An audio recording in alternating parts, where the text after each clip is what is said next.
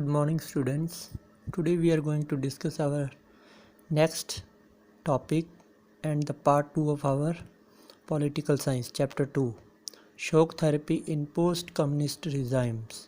मतलब शोक थेरेपी लागू हुई थी जब कम्युनिस्ट रूल बिल्कुल ख़त्म हो गया था। उसके बाद क्या व्यवस्था हुई और क्या क्या चीज़ें स्थापित हुई। The model of transition in Russia, Central Asia, East Europe from a authoritarian socialist system to a democratic capitalist system which was influenced by World Bank and the IMF called to be known as shock therapy।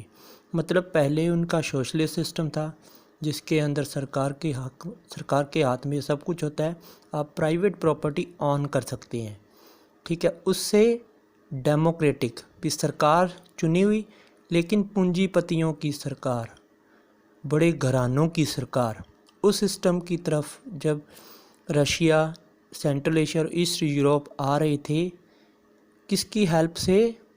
World Bank और IMF की help से। International Monetary Fund IMF, उसको shock therapy कहते हैं। The process of transition was due to collapse of communism. Communism बिल्कुल ख़त्म हो गया था क्योंकि रशिया जो पहले यूएसएसआर था वहाँ पे कम्युनिज्म था जो व्लादिमीर लेनिन ने लागू किया था।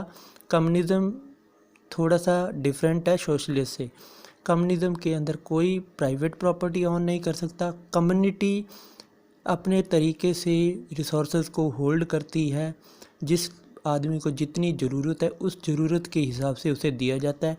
इसके अंदर सरकार, जो कम्युनिज्म के अंदर सरकार है, वो इकोनॉमिकली और जो बेसिक नेसेसिटीज़ है वो लोगों को प्रोवाइड करवाती है। There was a need to make a total shift to capitalist economy which meant rooting out completely any structure evolve during the Soviet period. मतलब कम्युनिज्म को टोटल ख़त्म करके, मतलब जिस तरीके से कम्युनिज्म था, ठीक है, जो ये मानता था कि प्राइवेट प्रॉपर्टी बिल्कुल नहीं होगी, तो कैपिटलिस्ट के अंदर प्राइवेट प्रॉपर्टी का भी प्रावधान है, सरकार का भी प्रावधान है। उसके अंदर सरकार सिर्फ बेसिक चीज़ों के लिए, बेसिक ज़रूरतें लोगों की ख्याल रखती है, बाकी सब कुछ कम्युनिटी के पास होता है।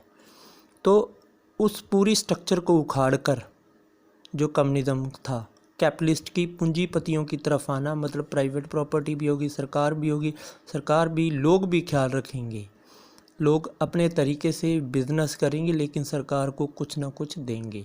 तो वो था सोवियत पीरियड के अंदर। Shock therapy also involved A drastic change in external orientation of these economies. इनकी जो इकोनॉमीज़ थी उनका भी बदलाव होगा। मतलब इकोनॉमी जो कम्युनिज्म पर टिकी हुई थी वो इकोनॉमी बिल्कुल बदल जाएगी कैपिटलिस्ट की तरफ, और कैपिटलिस्ट मॉडल अपने आप में बहुत कहीं ना कहीं अच्छा था इनसे, क्योंकि लोग अपने तरीके से भी व्यापार कर सकते थे। It also involved A breakup of existing trade alliance among the countries of Soviet block. अब अगर कम्युनिस्ट टूटेगा, कम्युनिज्म ख़त्म होगा, तो कैपिटलिस्ट की तरफ आएंगे, तो ट्रेड अलायंस है जो आपस में वो ट्रेड कर रहे थे वो भी ख़त्म होगा। कहीं ना कहीं उनके समझौते खारिज हो जाएंगे या समझौते आगे नहीं होंगे। तो सोवियत ब्लॉक के जो सदस्य थे उनके बीच में सब कुछ ख़त्म हो रहा था। Consequences of shock therapy. Shock therapy के क्या प्रभाव थे? The shock therapy brought ruin to the economies and disaster upon the people of entire region. Economy को बिल्कुल बर्बाद कर दिया और डिज़ास्टर, लोगों के ऊपर कहर की तरह टूटा ये shock therapy. Value of Russian currency rouble. Russia की करेंसी रूबल थी, उसकी वैल्यू डिक्लाइन हो गई, मतलब उसके मूल्य गिर गया। जैसे हमारे यहाँ पे डॉलर का मूल्य गिरता है, डॉलर के हिसाब से रुपए का मूल्य गिरता है, उस तरीके से रूबल का मूल्य गिर गया दूसरी करेंसी के तरीके से। People lost all their savings due to high rate of inflation. महंगाई दर इतनी बढ़ गई कि लोगों की जितनी भी सेविंग्स रखी हुई थी सारी ख़त्म हो चुकी थी। The government withdrew subsidies which pushed last action of people into poverty. जो गवर्नमेंट ने सब्सिडीज़ दी थी लोगों को, गरीब लोगों के लिए जो सब्सिडीज़ चला रखी थी, सरकार ने उसको वापस ले लिया क्योंकि सरकार नए मॉडल की तरफ जा रही थी।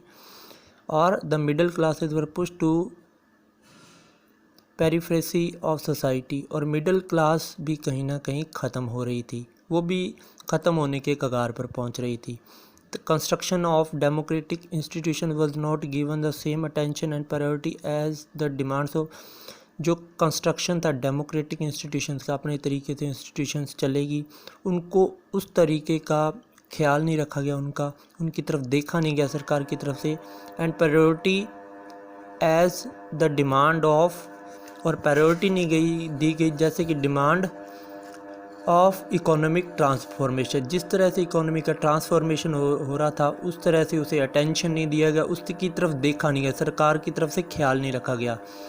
Most of these economies specially Russia started reviving in 2000, धीरे धीरे इकोनॉमी बहुत नीचे जा चुकी थी क्योंकि ये देश आपस में ब्रेकअप हो गए, तो ब्रेकअप होने के बाद इनकी इकोनॉमी और गिर गई, डिसइंटीग्रेट हो गया USSR.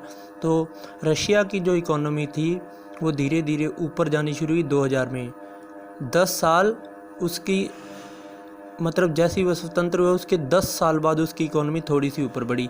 The reason for the revival was the export of natural resources like oil, natural gas and minerals, और इसकी इकोनॉमी का ऊपर जाने का एक ही कारण था, इन्होंने तेल को एक्सपोर्ट करना चालू किया और नेचुरल गैस को एक्सपोर्ट करना चालू किया, जो वहाँ पे खनिज पदार्थ निकलते थे उनको चालू किया एक्सपोर्ट करना, दूसरे देशों को बेचा, उनसे पैसा लिया, उनके पैसे की वैल्यू थोड़ी सी ऊपर आई ताकि उनकी इकोनॉमी भी बिल्कुल ना गिर जाए और वो कहीं पे बिल्कुल बदहाली की स्थिति में ना चले जाएं।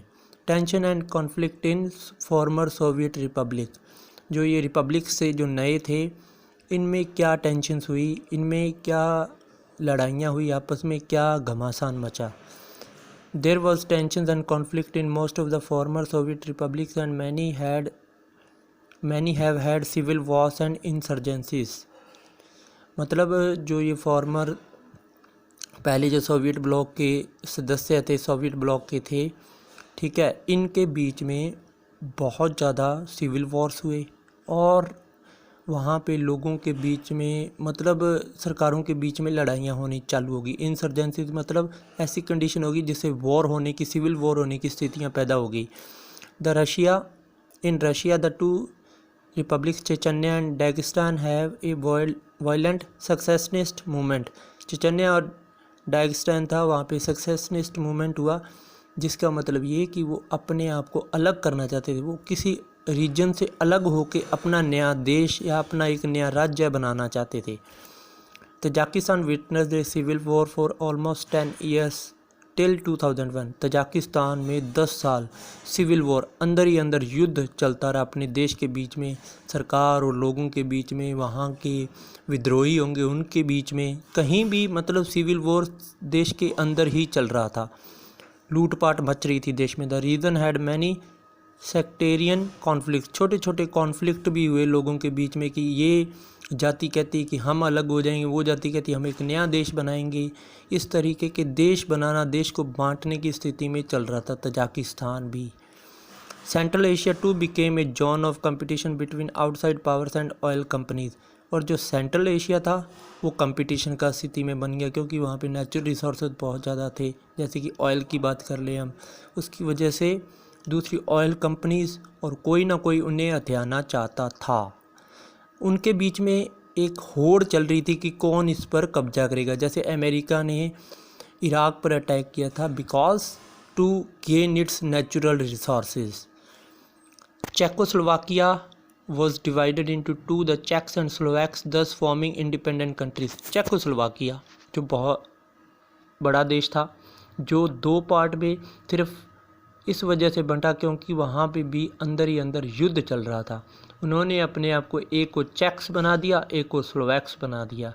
यूगोस्लाविया 1991 के बाद यूगोस्लाविया बहुत सारे प्रोविंसेस, बहुत सारे एरियाज में टूट गया, बहुत सारे देशों में बहुत सारे छोटे छोटे देश बना लिए, जैसे Croatia, Slovenia, Bosnia, Herzegovina, declaring independence. इन सारों ने अपने इंडिपेंडेंस डिक्लेयर कर दी। ये यूगोस्लाविया से टूट चुके थे 1991 के बाद।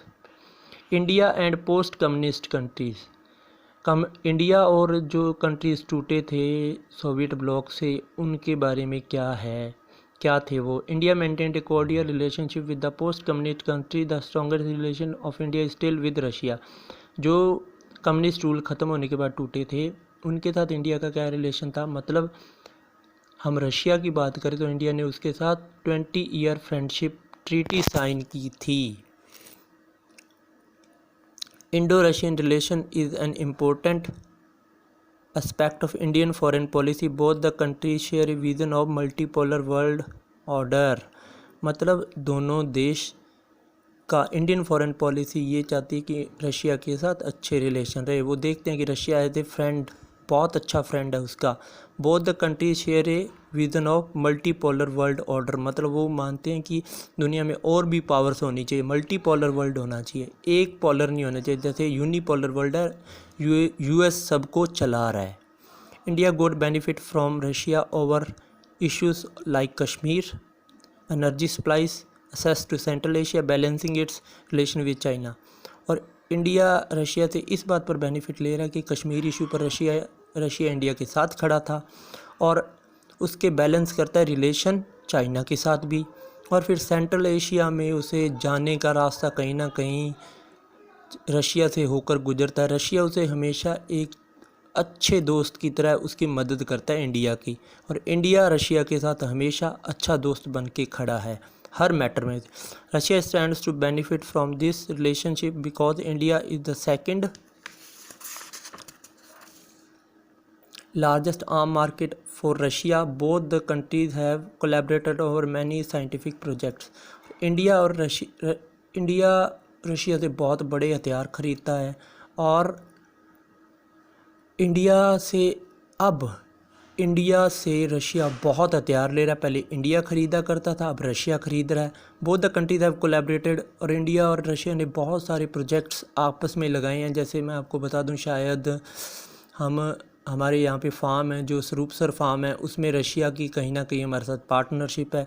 तो इंडिया और रशिया बहुत पार्टनर हैं हर प्रोजेक्ट में, और इंडिया से रशिया हथियार खरीदता, और इंडिया रशिया की जो करेंसी है उसको भी प्रमोट कर रहा था, उसकी वैल्यू को ऊपर चढ़ाने की हमेशा रशिया ने कोशिश की है। Russia as a friend India के साथ हमेशा खड़ा रहा है हर इशू में। Thank you so much guys. Next part we will do in the next video. Hope you have learned everything, hope you have understood everything.